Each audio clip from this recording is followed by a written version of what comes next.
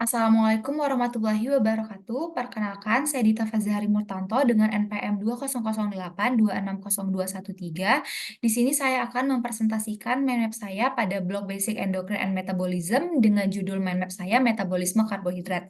Jadi, apa sih metabolisme karbohidrat? Jadi, metabolisme karbohidrat ini merupakan proses pengolahan zat gizi dari makanan yang telah diserap oleh tubuh yang nantinya akan diubah menjadi energi. Adapun fungsinya untuk mengubah makanan dan minuman yang dikonsumsi menjadi energi untuk dapat menjalankan aktivitas sehari-hari. Sama seperti fungsi utama karbohidrat sendiri, yaitu sumber energi. Karbohidrat ini terdiri dari 3 jenis, ada monosakarida, disakarida, dan juga ada polisakarida. Kemudian ada pun beberapa faktor yang dapat mempengaruhi proses dari metabolisme karbohidrat ini.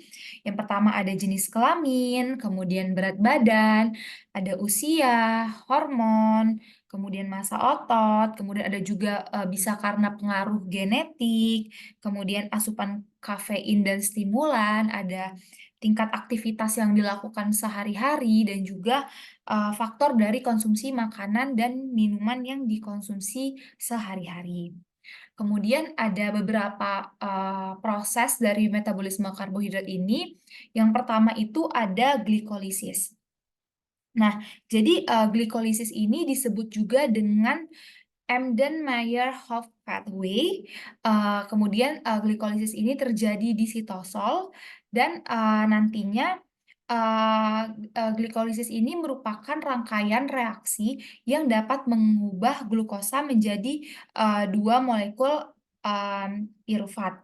Kemudian untuk menghasilkan kemudian pada hasil akhirnya nanti glikolisis ini akan menghasilkan ATP yang melalui 10 reaksi atau 10 langkah untuk menjadi hasil akhir ATP tersebut. Kemudian ada juga yang kedua, ada proses glikogenesis. Glikogenesis ini merupakan sintesis glikogen dari glukosa.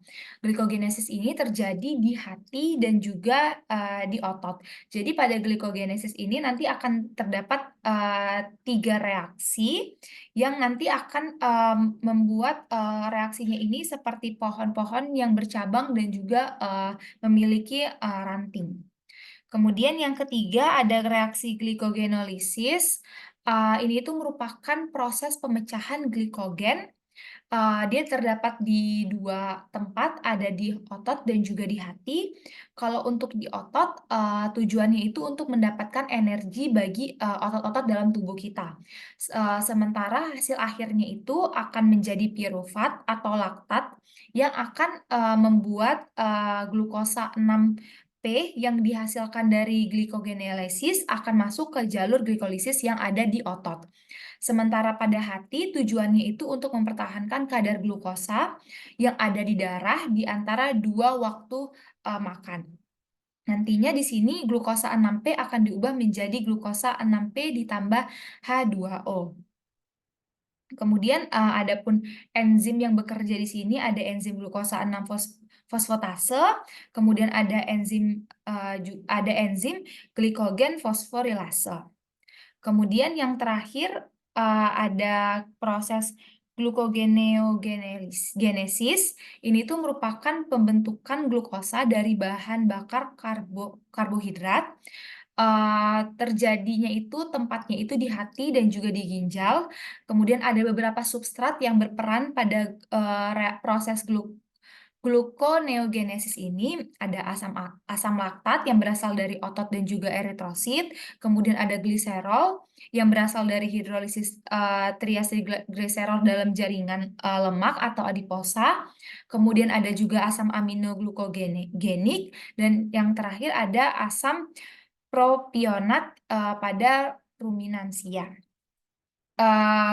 Proses yang terakhir ini, proses gluconeogenesis ini sangat penting untuk penyediaan glukosa bila karbohidrat tidak cukup dalam diet. Kemudian ada pun beberapa organ yang terlibat pada metabolisme karbohidrat ini, ada hati, kemudian pankreas, ada medula adrenal, dan juga ada tiroid. Kemudian selanjutnya itu ada, hormon. Jadi, hormon yang berperan pada metabolisme karbohidrat ini ada 2, ada hormon insulin dan juga ada hormon glukagon. Jadi ada beberapa pengaruh hormon pada proses metabolisme karbohidrat ini. Yang pertama, pada keadaan kadar glukosa darah yang rendah, nantinya akan merangsang sekresi hormon dari, glukagon. Sementara pada kadar glukosa darah yang tinggi akan merangsang sekresi hormon dari, insulin. Nah, sementara pada keadaan darurat akan merangsang sekresi hormon adrenalin. Kemudian, hormon glukagon ini terdapat di hati, untuk pembentukan CAMP, sementara hormon insulin ini berfungsi untuk memacu glikogen sintase dan juga memacu fosfodiesterase yang akan memecah CAMP menjadi 5-AMP. Efek dari insulin ini itu dapat memacu glikogenesis dan juga menghambat, terjadinya glikoneolisis. Kemudian ini ada referensi yang saya gunakan dalam penulisan mind map saya. Mungkin itu saja yang dapat saya sampaikan. Apabila ada salah-salah kata, saya mohon maaf. Atas perhatiannya saya ucapkan terima kasih. Assalamualaikum warahmatullahi wabarakatuh.